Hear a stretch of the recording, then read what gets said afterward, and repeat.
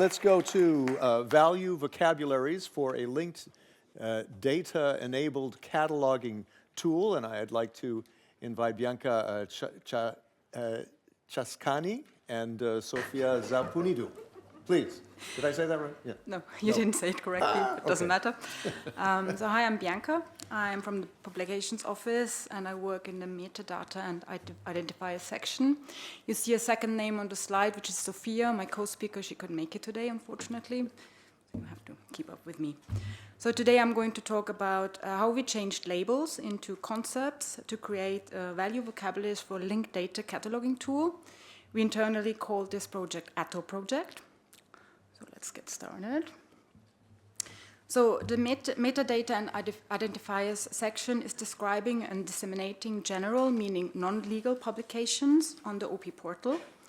We use Mark 21 format, Anglo-American cataloging rules, specific in-house rules, and we also take into consideration the International Style Guide. We are creating multilingual metadata while using local translation tables, the so-called ATTO tables, which means it's the acronym for Atelier de Table de Traduction de l'Office de Publication. While we are creating metadata, we face several problems. One is the duplication of work, meaning we are creating records in 24 languages. And to not translate them ourselves, we use these ATTO tables where they're automatically translated into the 24 languages. We also face unclear semantics, so sometimes a word doesn't mean the same in the same languages. For example, pamphlet in German has more a political touch, as while in English, there it's a brochure. So we also lack the URIs, which means Uniform Resource Identifiers. And then also the ATTO tables are used by different systems, meaning that we have discrepancy between the ATTO tables and reference data, which are shown on the OP portal. So for these, we already have mappings so that the correct values are shown. Also, that they're used by different systems make it incompatible with linked data. Hence, the integration into a linked data-enabled cataloging tool is not possible as we have it now. For some time now, we are aware that our current cataloging tool is phasing out. In fact, it has phased out in September last year. So we're looking for new solutions, and we found in the end an off-shelf cataloging tool, ATOM, which is a linked data-enabled cataloging tool. So that's what these ATTO tables look like. We are in the domain of general publications, and we have 21 tables with more or less 6,000 values in it. So you click on a specific table. Pub-bind, for example, means the binding type. There you can see that you have these different codes. Next to it, you have the English version. If you click on the code directly, it opens up the different translations. But as you can see, that's it. There's no more information. Just a little overview about the ATTO project itself. So we started evaluating all these tables in 2021. And we've been working actually until now on these tables.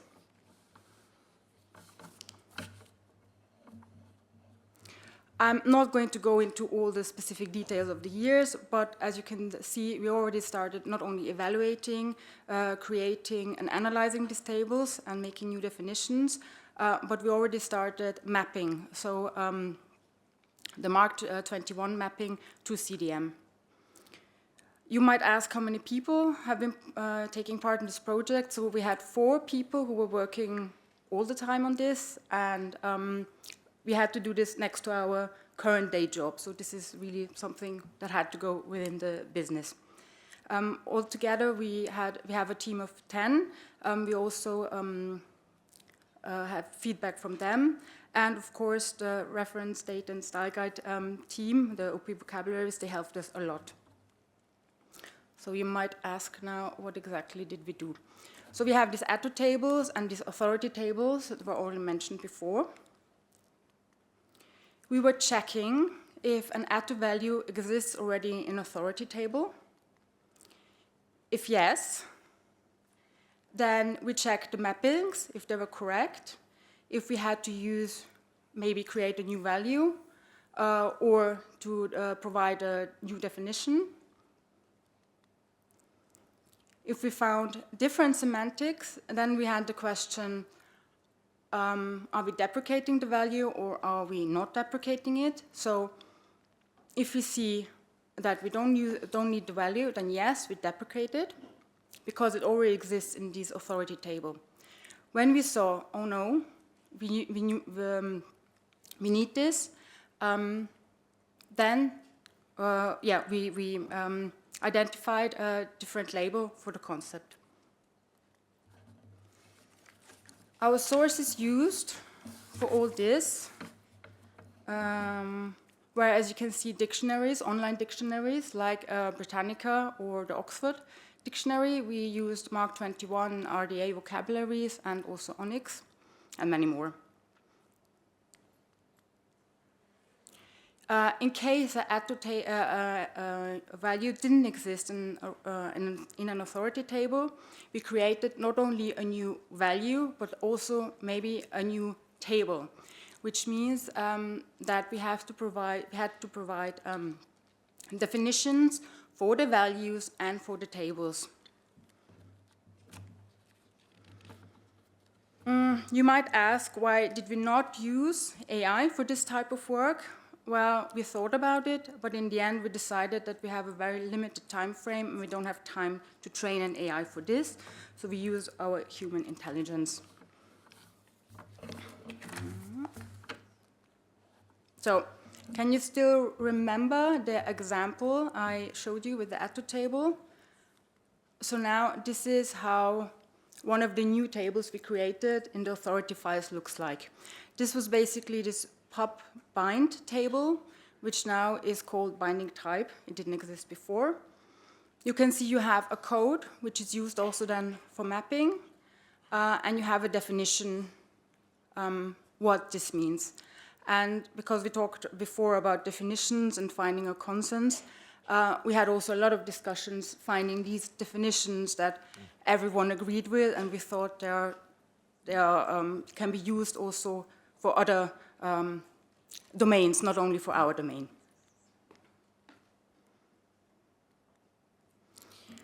So all this mapping I said before from Mark 21 to CDM. So this is now how the CDM means Common Data Model. This looks like. Let's see, I tried.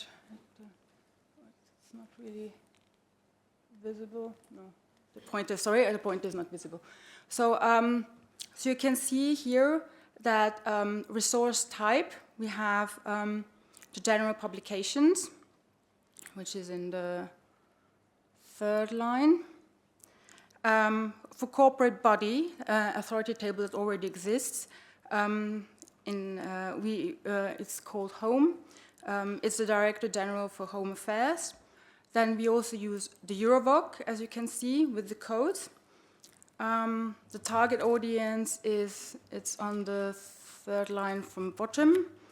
And we have also publication themes, as you can see, B05, which means fundamental rights, and B06, justice and home affairs.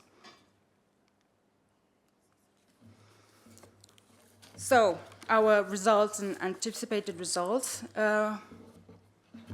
First, of these 21 tables, we reused or replaced 11 of these tables, thus creating 3 completely new. We still have 4 pending ones, which we are now starting to work on. So altogether, we are still using the same amount of tables, so you might think nothing has changed, but we have improved the quality of all these values and tables. We also made them publicly accessible via the portal, so also other institutions can access them and reuse them. What we're still hoping in future is to create new facets, search facets for an advanced search on the OP portal. And the knowledge graph representing general publications in Cellar will become also more structured. And of course, our main aim is to have an efficient cataloging with the new cataloging tool, which is then less time consuming. You might ask, where is the AI in our daily work? Well, we have it. We are using this annotation tool for indexation. Maybe you know it under the name of Cellar. We are training this on a daily basis when we use it. That's at the moment the only kind of AI tool we're using. But we were thinking of using AI for summaries, for example.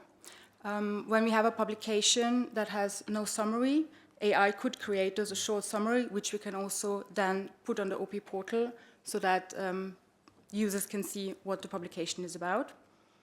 We use explicit semantics to train AI models. So that's really something we are aiming for. So that's our future.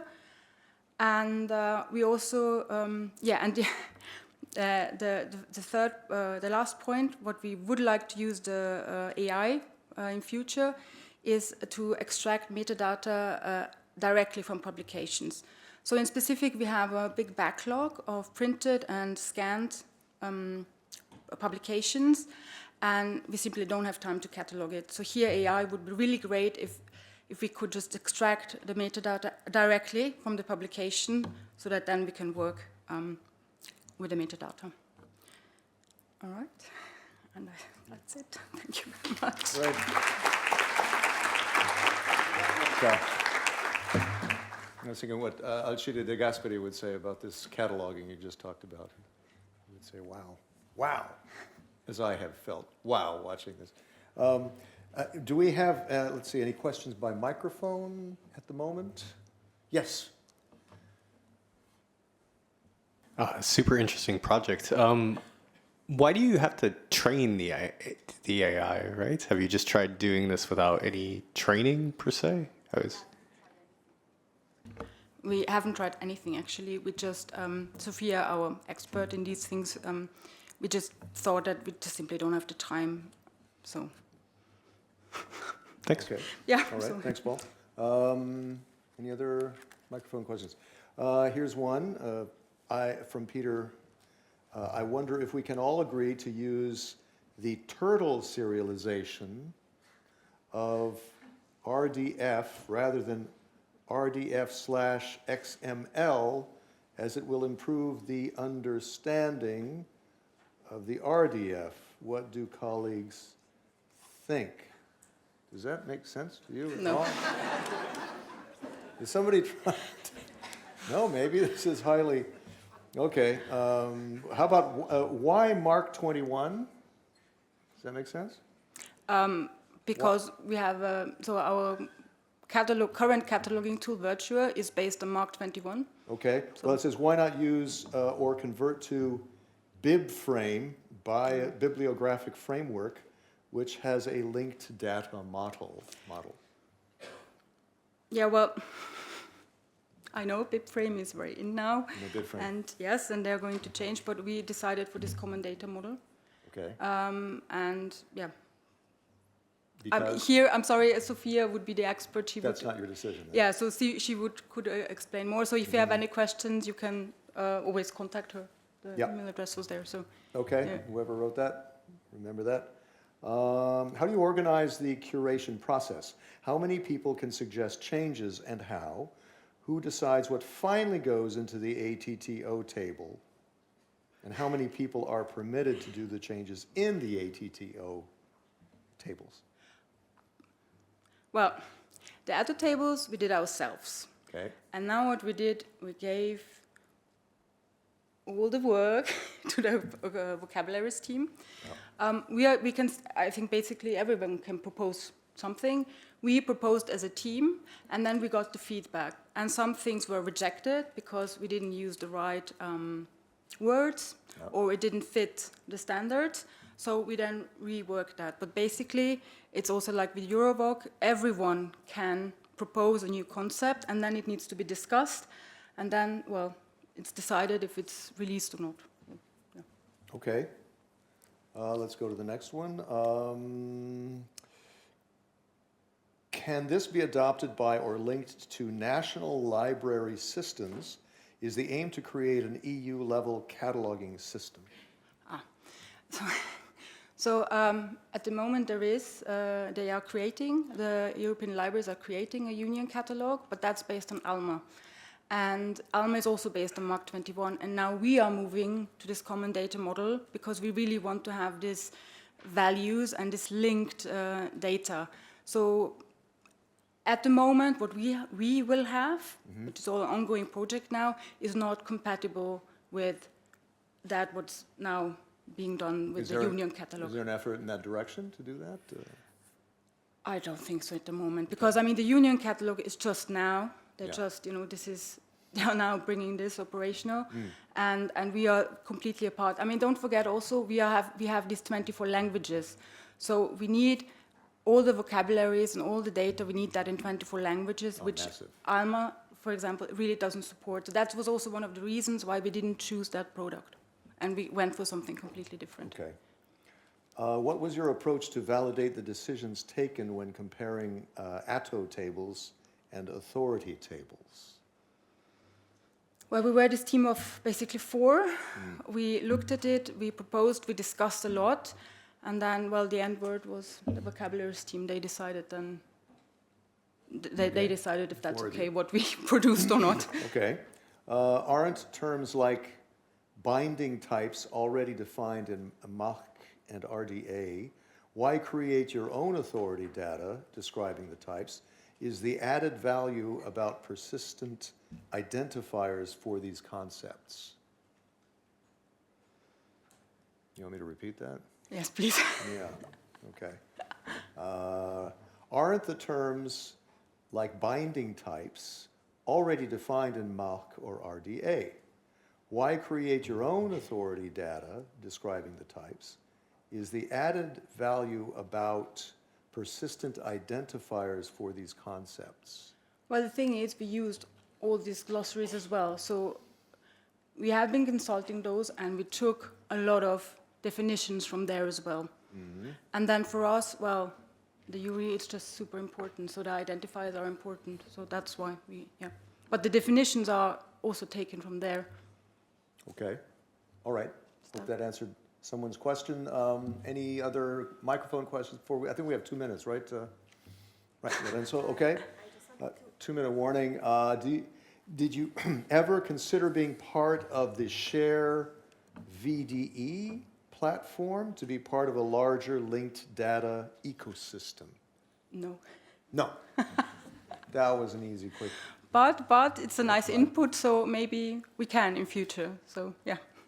Okay, very good. I think let's wrap that up a little bit early. We go to thank you very much. Thank you, Bianca. Oh, Aniko. Yes, I wanted to add that because It has to turn red. now, Yeah, now it's there okay. we go. Yes. Yeah. So I just wanted to add about the comparison of ATTO tables and authority tables and the value of persistent identifiers. So I just wanted to add a comment on this. So formerly the ATTO tables were not interoperable and not machine readable. So that's the main value of transforming them into authority tables, that we will assign URIs, persistent identifiers.